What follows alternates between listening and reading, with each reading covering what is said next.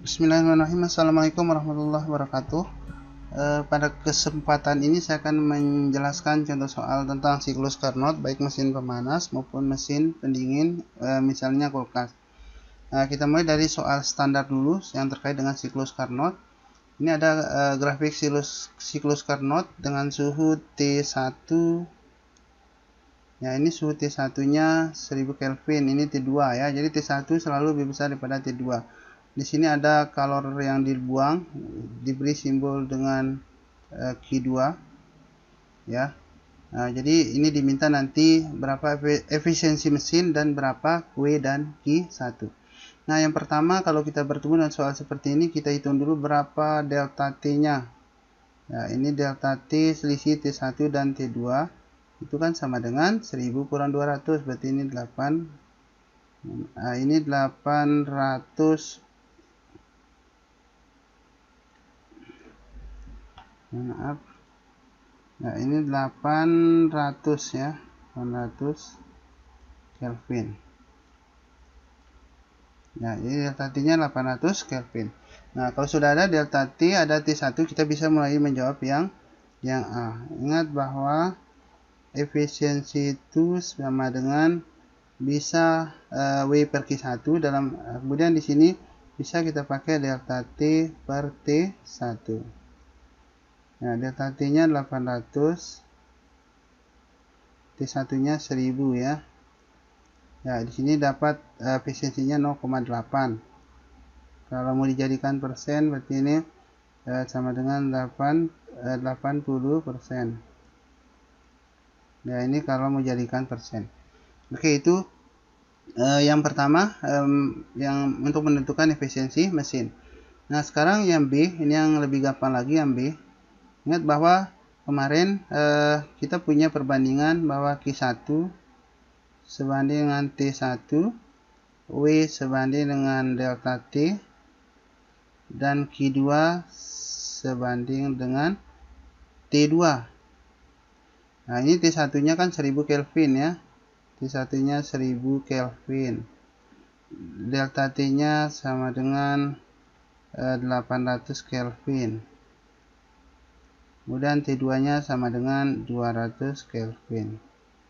Ya, ini kalau disederhanakan masing-masing bagi 200 berarti kena 5 banding 4 banding 1. Ini kalau disederhanakan 5 banding 4 banding 1. Udah dari sini kita bisa langsung menentukan berapa kalori yang masuk gitu ya. Nah, atau cara kita gunakan pakai tabel ini yang lebih cepat ini. Ya, kita tentukan ini cara yang cepat.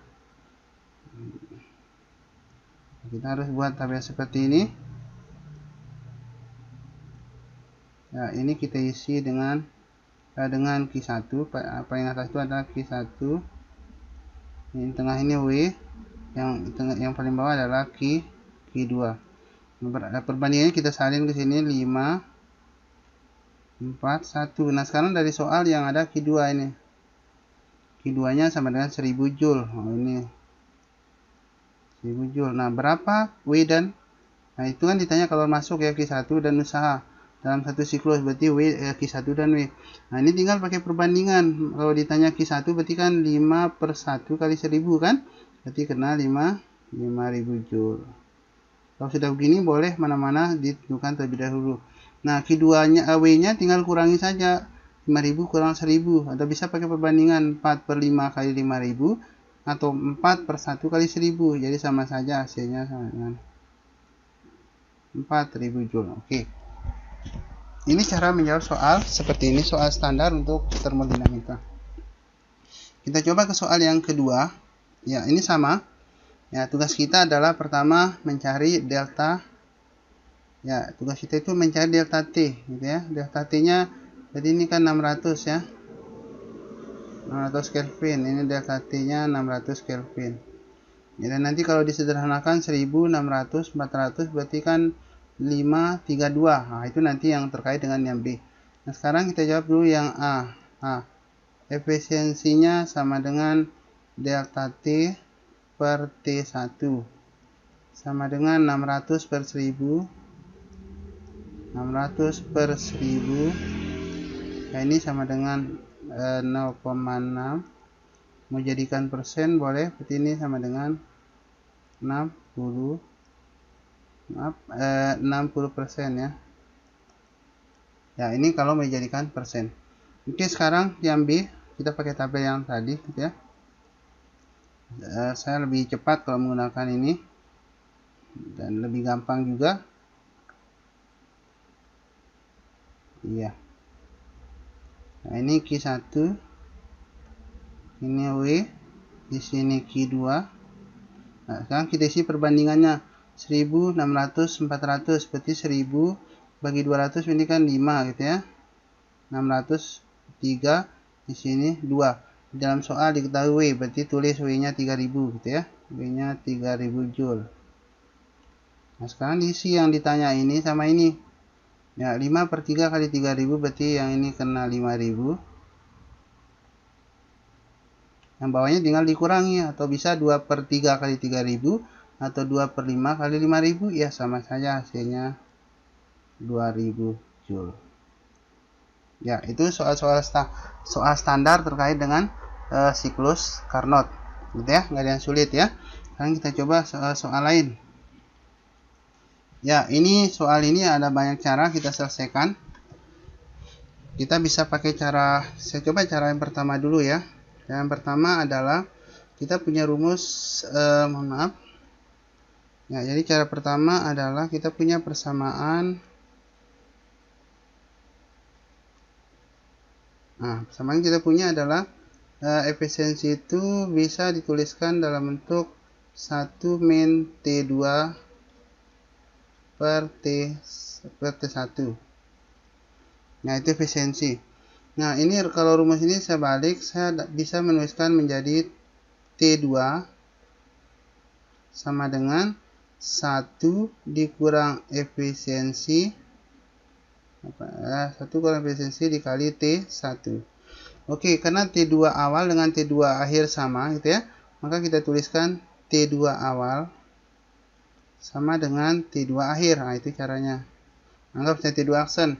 Nah, T2 awal kita tuliskan sebagai 1 dikurang efisiensi mula-mula dikali T1 mula-mula gitu ya, sama dengan, ya ini kondisi akhir, berarti kan 1 dikurang efisiensi akhir, anggap saya N aksen, dikali T1 aksen. Nah, ini yang ditanya. Masukkan nilainya. T1 efisiensi mula-mula 20%, berarti kita jadikan desimal 1 dikurang 0, ya 1 kurang 0,2. Ini efisiensi mula-mula dikali T1 nya di sini, T1 mula-mulanya 1000 Kelvin. Ya, kita masukkan ke sini 1000 Kelvin. Dan mohon maaf, satuannya tidak perlu ikut. Dan sama dengan 1 dikurang efisiensi akhir, ini kan 4 kali semula gitu ya. Ya, 4 kali semula berarti 4 kali 20%, berarti ini 80% atau 0,8. Nah, ini berapakah T1 aksennya supaya efisiensinya naik menjadi 80%. Nah, jadi kira-kira seperti itu maksudnya. Ini saya hapus dulu, salah tulis tadi. Nah, ini tinggal kita selesaikan. 1 kurang 0,2 berarti kan 0,8. Nah, ini soalnya sambil dari LKS halaman 17 ya, nomor 4. 0,8 dikali 1000 sama dengan 1 kurang 0,8 berarti 0,2 dikali T1 aksen. Nah, ini yang ditanya. 0,8 kali 1000 berarti 800. Ya, ini 800 sama dengan 0,2 dikali T1 aksen. Nah, ini dapat kiri kanan dikalikan 10 ya, berarti sama dengan 8000 sama dengan 8000 sama dengan, ya ini caranya sama dengan 2T1 aksen. Ya, 2 kali berapa hasilnya 8000, berarti T1 aksennya sama dengan 4000 Kelvin. Nah, ini jawabannya. Ya, jawabannya yang D. Nah, itu cara singkat ya. Cara singkat. Ya, artinya kita tidak perlu mencari nilai T2. Jadi ini karena sudah kondisi soalnya adalah T2 awal sama dengan T2 akhir. Jadi ini cara yang paling cepat. Ya. Cara yang kedua adalah, ya terserah nanti mau pakai cara yang singkat atau cara yang panjang. Cara yang kedua kita pakai tabel saja gitu loh. Ini tabel awal, jadi ada tabel akhir. Ya, ada kondisi awal, ada kondisi akhir. Oke, ini sebetulnya bisa juga terserah kalau betul paham dengan cara. Oke, sekarang ini kan T1 ya. Tadi kan kita di soal 2 sebelumnya ini kita isi dengan Q1, W dan Q2. Ini sekarang kita isi dengan T1, delta T dan T2. Tapi ini delta T-nya tidak perlu kita cari ini karena kita cari T2 dulu. Nah, berapa perbandingannya? Ingat, kondisi mula-mula itu efisiensinya sama dengan 20%, 0,2. Ingat ini 0,2 ini kan sama dengan 2/10 ya.